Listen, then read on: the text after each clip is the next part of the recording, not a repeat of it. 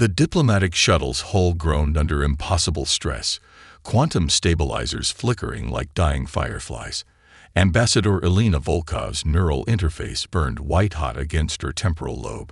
Cascading warnings and system diagnostics racing behind her eyes, faster than any human could normally process. Blood trickled from her left nostril, a crimson testament to the strain of keeping the disintegrating vessel from becoming another piece of space debris. 36 hours earlier, this had been a routine diplomatic mission to the Outer Rim negotiation zones. The Zarkon Empire's diplomatic corps had requested a private conference, promising breakthrough discussions about human colonization rights in the contested Orion Arm. Elena knew better.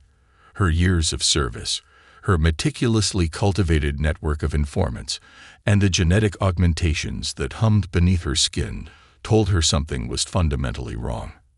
The first hint of betrayal came during the initial diplomatic exchange. A microscopic shift in King Malakar's translator implant, a nearly imperceptible tremor in his tertiary communication tendrils. Most diplomats would have missed it. But Elena wasn't most diplomats. The translation matrix carried a hidden payload, a quantum-encrypted kill signal that had already begun to compromise the shuttle's primary systems. Tactical diagnostic, she subvocalized, her neural link parsing through layers of encrypted defense protocols. The ship's eye, a cutting-edge human design called ARI, Advanced Responsive Intelligence Assistant, responded in a clinical tone that belied the critical nature of their situation. Primary quantum drive, 38% structural integrity. Hull breach imminent in 4.7 minutes. External communication arrays, compromised. Backup quantum encryption, 12% functional. Elena's augmented eyes swept the shuttle's interior. The other diplomatic attaches, career politicians who had never seen true conflict, were already dead. Micro-targeted neural disruptors had liquefied their brain stems moments after the initial attack. She alone remained, her genetically enhanced physiology providing a microsecond of resistance that had saved her life. The shuttle tumbled through an asteroid field, each collision sending violent shudders through the failing structure. Elena's hands moved with inhuman precision, rerouting power, bypassing compromised systems, creating ad hoc communication pathways that would be invisible to conventional tracking methods. This was no random attack. This was a calculated assassination designed to eliminate Earth's most effective diplomatic operative and trigger an interstellar incident that would destabilize human expansion efforts. King Malakar believed he had found the perfect method. A death that would look like a tragic accident, with no survivors to tell the tale. He was wrong. The final, violent impact sent Elena's restraint systems into emergency mode.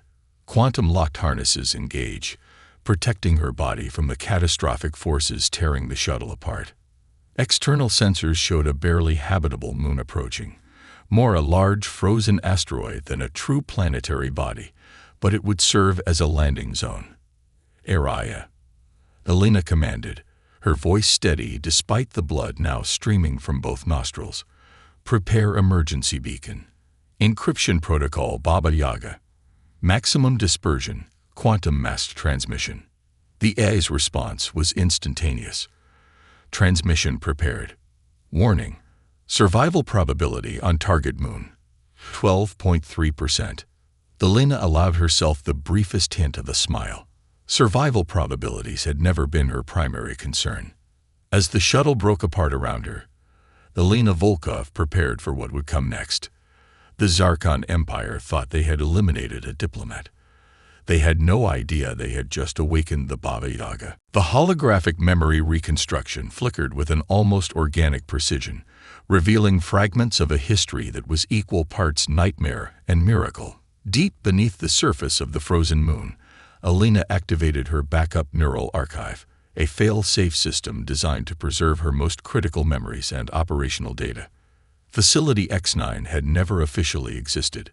Buried beneath the Andes Mountains, it was humanity's most classified genetic and psychological enhancement program. The Baba Yaga initiative was born from humanity's darkest hour, the third global conflict that had nearly annihilated human civilization.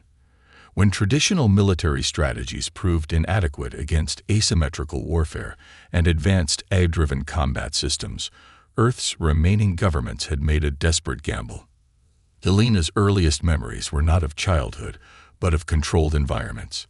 Genetic screening began before birth, with her parents, themselves carefully selected candidates, unknowingly participating in the most extensive human enhancement program in history. Her DNA was a masterpiece of calculated modification, enhanced neural plasticity, accelerated healing capabilities, synaptic processing speeds that bordered on prescience. Training was nothing like traditional military preparation. Each day was a crucible of psychological and physical conditioning that would have broken ordinary humans within hours. Artificial intelligence systems constantly probed her mental defenses, creating scenarios of impossible complexity. Language wasn't just learned, it was neurologically integrated, allowing her to understand communication patterns at a molecular level. The memory reconstruction zoomed in on a particular training session. 12 years old, Elena stood in a zero-gravity chamber, surrounded by holographic threat simulations that would have driven normal children to complete psychological collapse. Her task: neutralize a multi-vector attack using nothing but improvised communication strategies and minimal physical intervention. Communication is the ultimate weapon.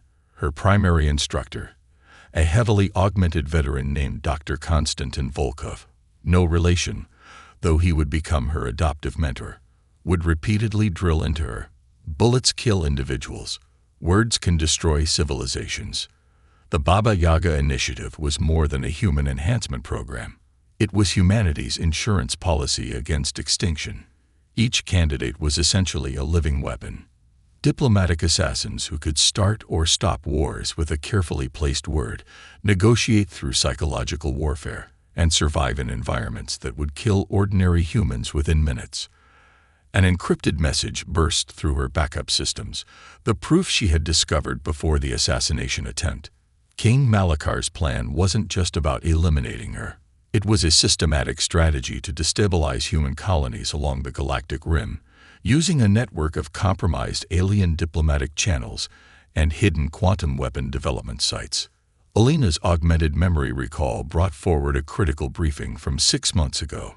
Dr. Konstantin had warned her about a potential large-scale threat, his holographic image flickering with the intensity of his prediction.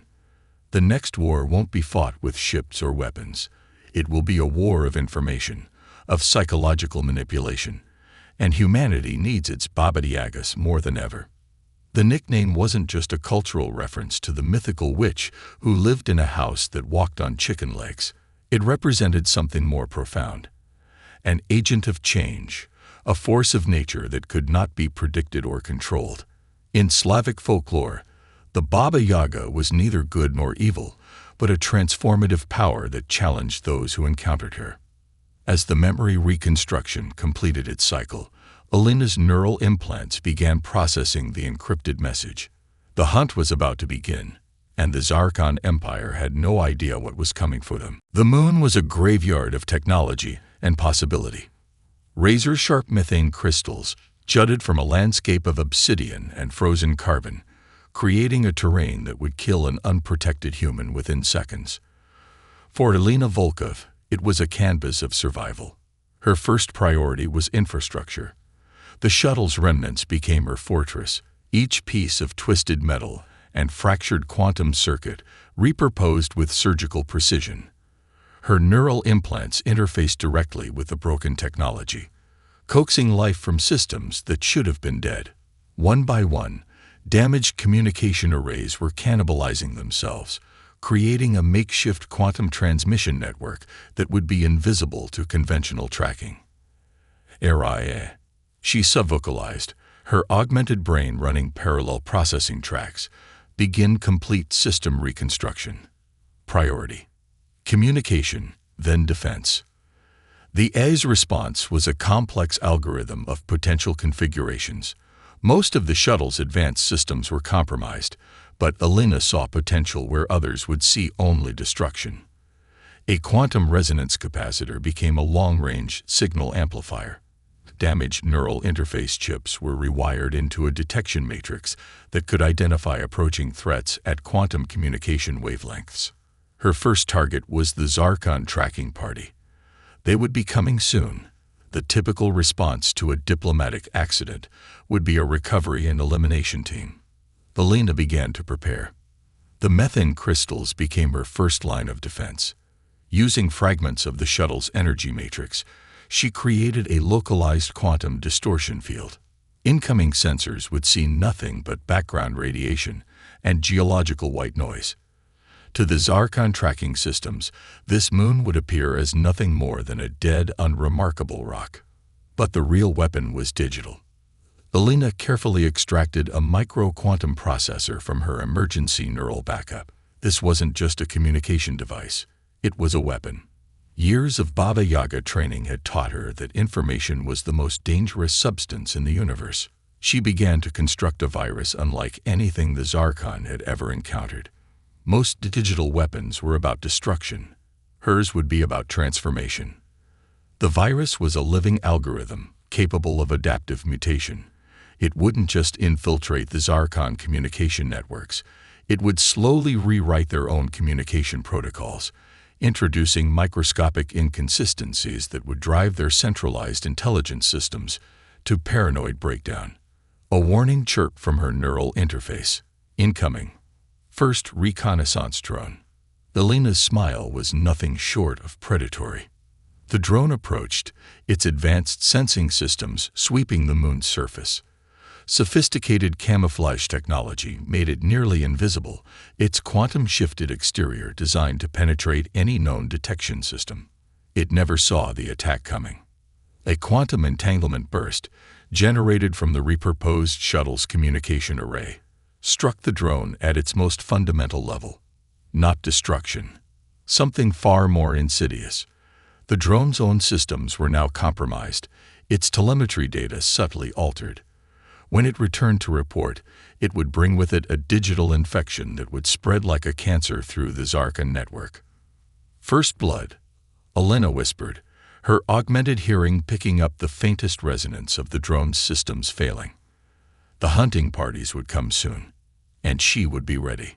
This moon was no longer a crash site. It was a weapon. And Alina Volkov was its architect. The extraction team arrived precisely 72 hours after her emergency beacon. Not a standard military recovery unit, but a specialized diplomatic extraction group. Ghost operatives who existed in the liminal space between military intelligence and interstellar diplomacy. They recognized her immediately, not from her physical appearance, but from a series of quantum-encrypted authentication protocols that ran deeper than any traditional identification method. Ambassador Volkov, the lead operative, a cybernetically enhanced veteran named Marcus Chen, spoke with a clinical precision that matched Alina's own. Your survival was calculated at 0.03%. Statistically impossible. Alina's lips curved into the barest hint of a smile. Impossible had never been a word that concerned her. The extraction shuttle was a marvel of human engineering. A diplomatic vessel that was simultaneously a communication hub, a secure mobile command center, and a weapons system disguised as a civilian transport. As they broke atmosphere, Alina began her counteroffensive. The Galactic diplomatic network was a complex ecosystem of information, allegiance, and carefully maintained facades. Most diplomats saw it as a delicate dance of words and negotiations. Alina saw it as a battlefield, with communication channels as her primary weapons. Her first target was the Zarkon Empire's trade network. Using the viral payload she had developed on the moon, she began to introduce microscopic inconsistencies into their diplomatic communication matrices. Trade agreements would suddenly develop ambiguous clauses. Translation matrices would introduce subtle semantic shifts that would create diplomatic tensions. To the outside observer, nothing seemed amiss, but within the intricate web of galactic politics, Alina was rewriting the rules of engagement. A secure quantum channel opened, a direct line to the Earth Diplomatic Corps' most classified intelligence division. Marcus Chen watched with a mix of professional admiration and barely concealed fear as Elena began to upload her findings. The assassination attempt was only the surface, she explained, her neural interface projecting holographic data streams that would make little sense to anyone without her enhanced cognitive capabilities. King Malachar is planning a systematic destabilization of human colonies along the Orion Arm. But it's not just about territorial expansion. The holographic display shifted, revealing a complex network of economic and political connections, slave trade routes, illegal weapon developments, forbidden genetic experiments, a sprawling infrastructure of galactic exploitation that the Zarkon had carefully maintained for centuries. We're not just going to expose them, Elena continued, her voice a weapon of clinical precision. We're going to dismantle their entire power structure. Each piece of evidence was a precision-guided missile, not of physical destruction, but of political annihilation. She was weaponizing diplomacy itself, turning the Zarkon's own communication networks against them. Marcus Chen understood immediately. This wasn't just a diplomatic response. This was total war, fought on a battlefield where words were more dangerous than any physical weapon. King Malachar believed he had eliminated a threat. Instead, he had awakened a force that would remake the entire galactic political landscape.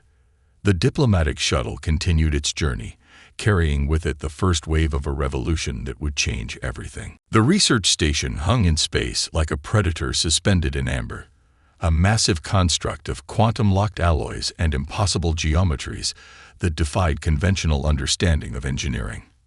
Nominally a joint scientific research facility, it was in reality the nexus of the Zarkon Empire's most classified weapons development program. Elena's neural interface peeled back layer after layer of quantum encryption, her augmented mind working at speeds that would have liquefied an unenhanced human brain. Each firewall was a puzzle, each security protocol a challenge that she dismantled with surgical precision. Target identified. Her AI assistant, AI reported. Quantum Weapon Development Network, 87% mapped. Primary containment systems, vulnerable. The weapon was unlike anything humanity had encountered. A quantum destabilization device capable of unraveling entire star systems at the fundamental particle level. Not just destruction. Complete molecular annihilation that would erase entire civilizations from existence. But weapons are only as dangerous as the minds that control them. Elena's approach was not about destruction. It was about transformation. Using a combination of stolen Zarkon quantum communication protocols and her own enhanced neural algorithms, she began to introduce microscopic changes into the weapon's core development matrix. Each modification was so subtle that traditional detection systems would miss it entirely. A quantum entanglement burst here. A molecular resonance shift there. Individually, these changes were meaningless. Together, they were a symphony of systematic sabotage. The research station's primary quantum core began to show the first signs of instability.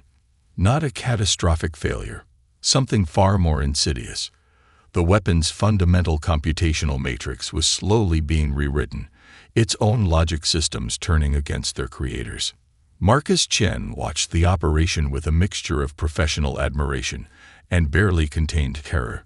You're not just disabling the weapon, he observed. You're teaching it to resist its own programming. Elena's response was a single, calculated smile. Exactly. Her mind worked on multiple levels simultaneously. While her primary consciousness navigated the quantum encryption, secondary neural processes were already mapping out the broader political implications. This wasn't just about stopping a weapon. It was about exposing the fundamental weaknesses in the Zarkon Empire's technological infrastructure. The weapons development network began to fracture, not through direct attack, but through a process of cognitive dissonance. The algorithms designed to create ultimate destruction were slowly being rewritten to understand the very concept of resistance. Quantum Weapon Development Matrix. Compromised, AI reported. Estimated time to complete infiltration, 12 minutes, 47 seconds. Each second was a calculated move in a game of galactic chess.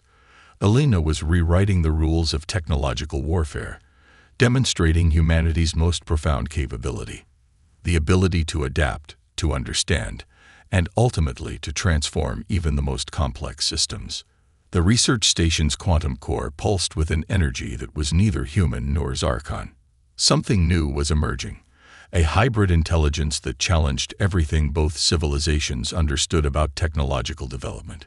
King Malakar's ultimate weapon was becoming humanity's most powerful message.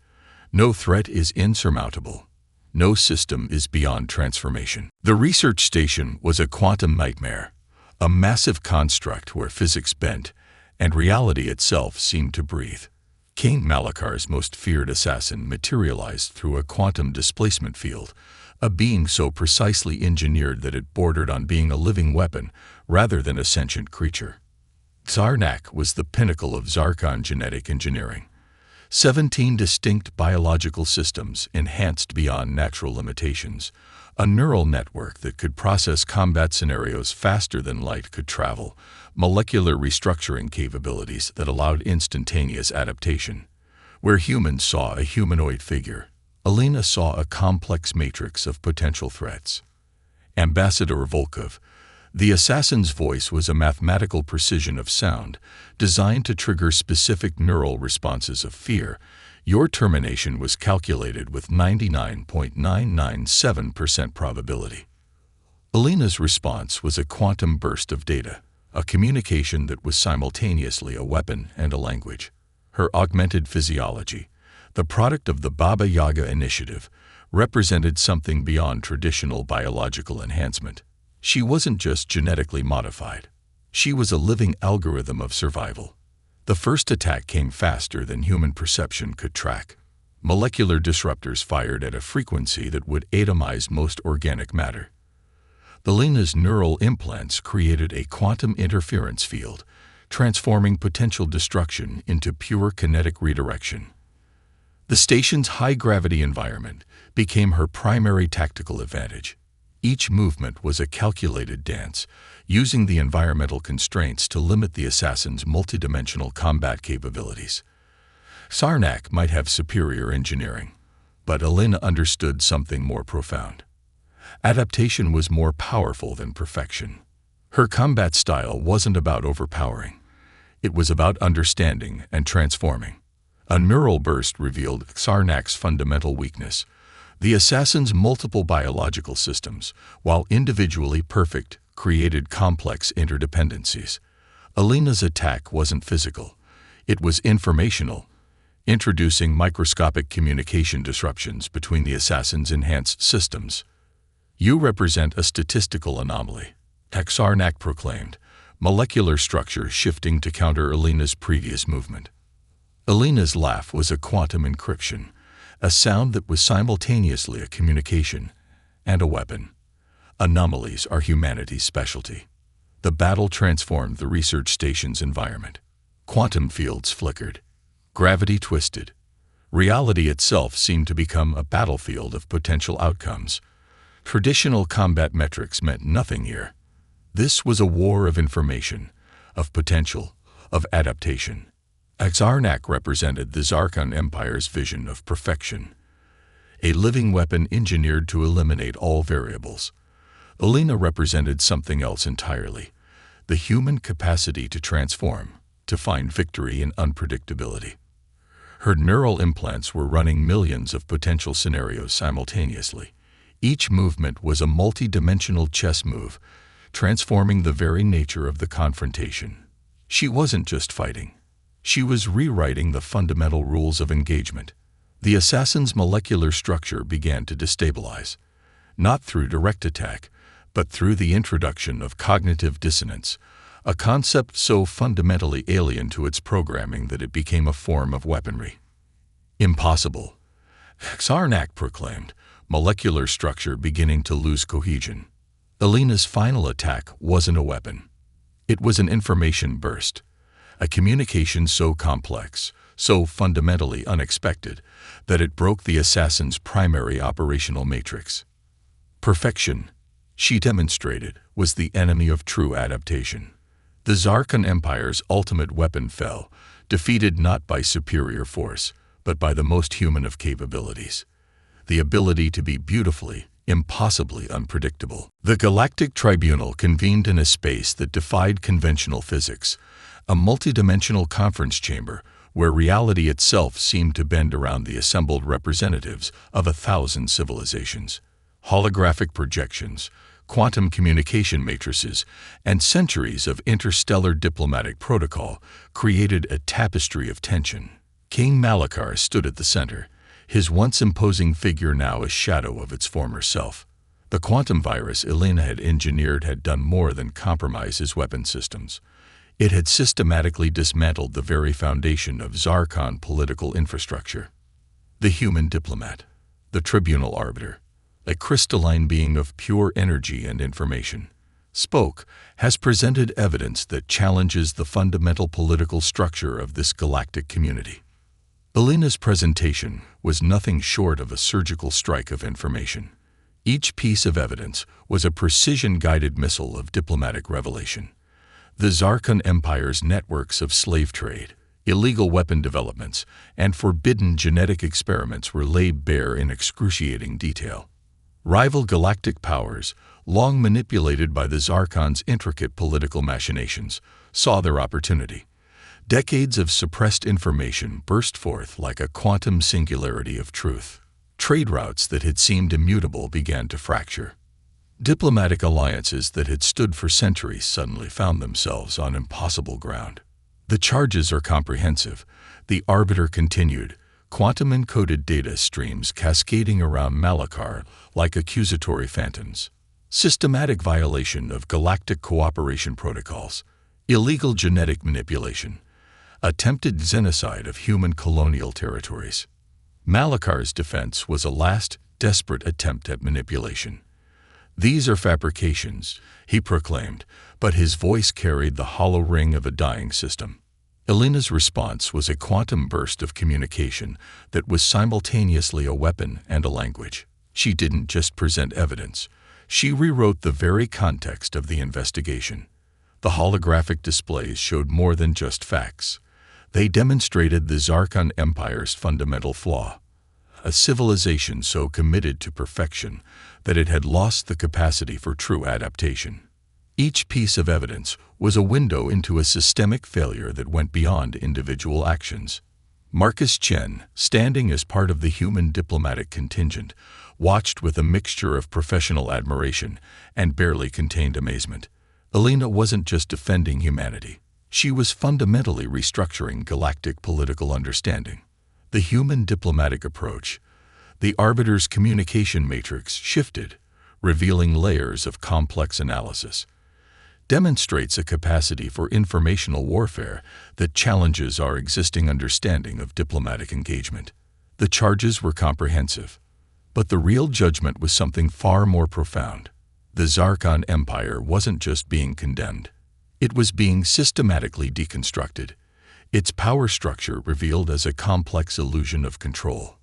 Malachar's final transmission was a desperate plea, a recognition that the human diplomat had become something far more terrifying than a mere political opponent. She was judgment incarnate, a weapon forged from humanity's most profound survival instincts. Civilization is not about perfection. Elena's final statement rang through the multidimensional chamber. It's about the capacity to adapt, to transform, to understand. The verdict was unanimous. The Zarkon Empire would be dismantled, not through military force, but through the most powerful weapon of all, the truth. Humanity had not just survived. They had redefined the very nature of galactic conflict. The remnants of the Zarkon Empire scattered like quantum particles, their once mighty civilization reduced to a cautionary tale whispered across galactic communication networks. Humanity was no longer an afterthought. They were a force to be reckoned with. Elena Volkov stood in the newly established galactic diplomatic nexus, a massive orbital station that represented a new era of interstellar cooperation. Her neural implants processed information at speeds that would have overwhelmed any conventional intelligence, tracking multiple diplomatic negotiations simultaneously. The human approach, a Centaurian diplomatic representative observed, is fundamentally incomprehensible to traditional galactic powers. And that was precisely the point. The aftermath of the Zarkon confrontation had transformed the entire galactic political landscape. Humanity had demonstrated something far more powerful than military might or technological superiority. They had shown the power of adaptive intelligence, the ability to transform threats into opportunities. Some of the dismantled Zarkon systems began to integrate with human diplomatic and technological infrastructures, not as conquered territories, but as collaborative partners. The quantum virus Elena had engineered had done more than destroy a civilization. It had created a pathway for a new form of interstellar cooperation.